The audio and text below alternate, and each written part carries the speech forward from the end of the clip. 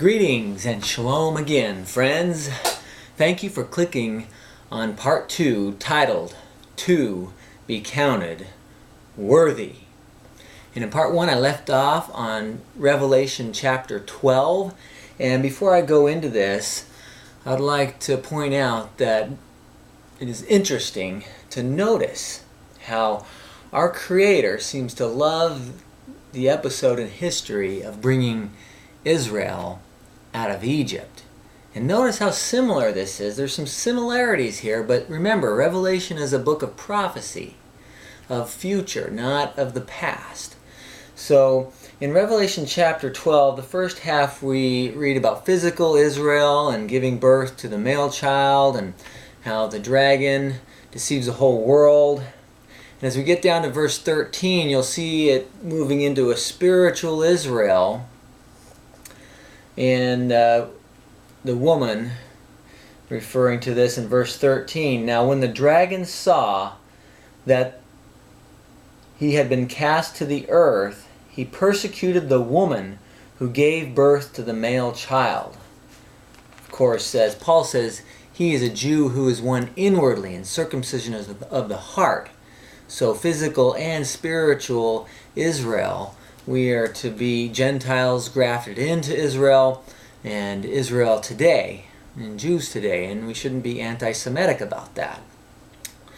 In verse 14 it says, And the woman was given 2 wings of a great eagle, that she might fly into the wilderness to her place. Notice she's given a place in the wilderness, not up in heaven, not anywhere way up there, but her place where she is nourished for a time, times, and half a times from the presence of the serpent. So there's a promise of protection from the serpent, who's going to be down here on this earth, and he's going to be, of course, persecuting the earth and those who don't go along with God's way. But the woman will be protected in a place.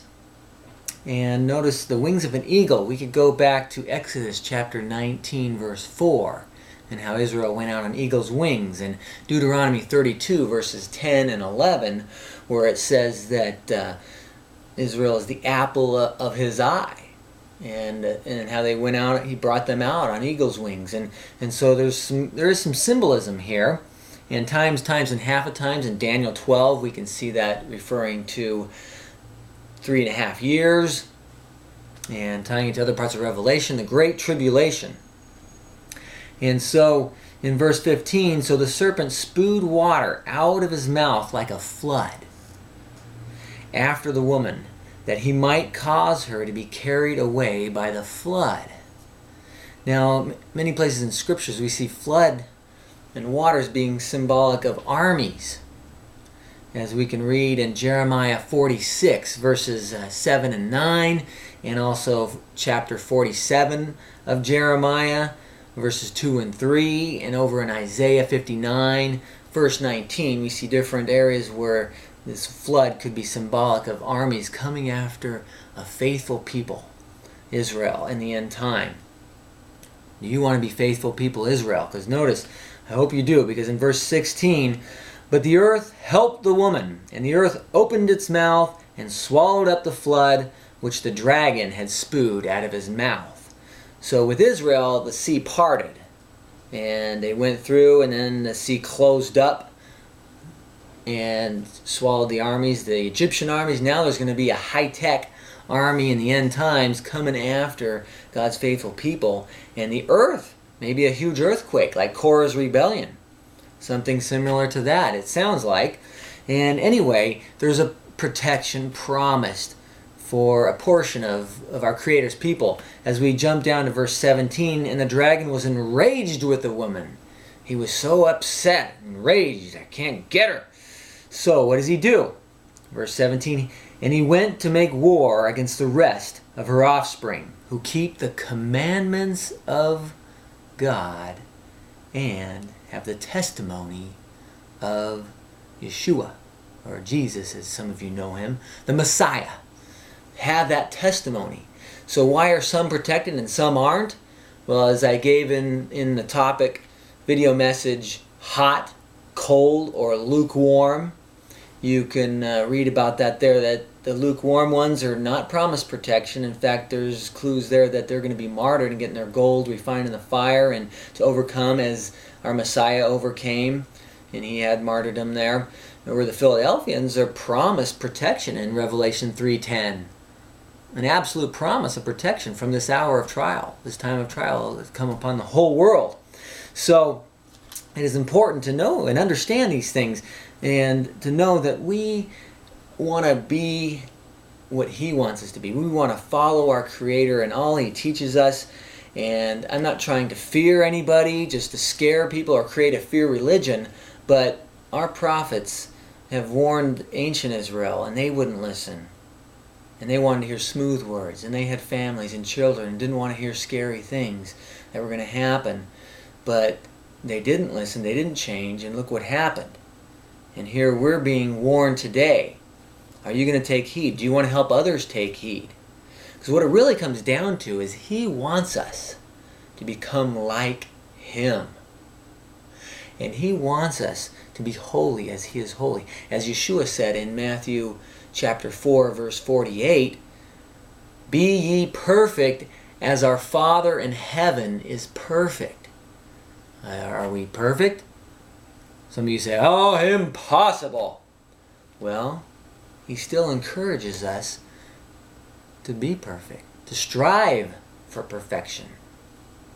And in 1 Peter chapter 1, verse 16, he says, "Because it is written, be holy, for I am holy."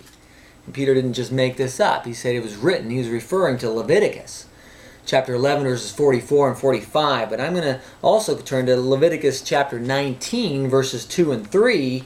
We can see that here our Creator says in verse 2, "You shall be holy, for the Lord your God is holy. For I, the Lord your God, am holy.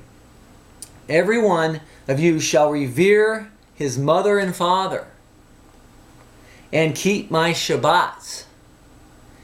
I am the Lord your God. Do not turn to idols, nor make yourselves molten images, or any kind of idolatry." Now, have these commandments been done away with? Some say, well, the Shabbats have, but where's the proof? Can you show me? Our Creator, our Father, he rested on the seventh day back in Genesis. Was he tired? Or was he setting us an example to see who really wants to be just like him? Who wants to be like him? And how about what would Jesus do, as people say? You know, what Shabbats did he keep? And he was like his Father, the same ones. He and the Father are one. And they're not different on this regard. And so notice how this is pointed out in Leviticus. And we should strive in every way to come out of our false ways, our false doctrines, pagan theology that's been blended in with Christianity and Mystery Babylon today. I'll talk more about that. But we should strive to be 100% believers. Not just be settling with 50% or just accepting the name or just believing in the name in your heart, but really striving to be like your Creator, like your Messiah. 100%. And where we fall short in our efforts, that's where grace comes in and forgiveness. And when we see we've been doing wrong, we should be ashamed of that and strive and do our best to straighten it out, to overcome. And when we fall short, get back on our feet and do what we can to strive to not just be satisfied with 99% or 75%, and not comparing ourselves to one another, but comparing ourselves to Him and wanting to become like Him in every way that we can. So I hope this message has encouraged you to do so, to be better than you are today, and encourage myself and my family. We all want to improve and not just be satisfied of where we're at and just say, well, I'm saved, I've got my Messiah, everything's good, and not know that we are wretched, miserable, blind, and naked, as some are told in Revelation chapter 3. We should strive to be hot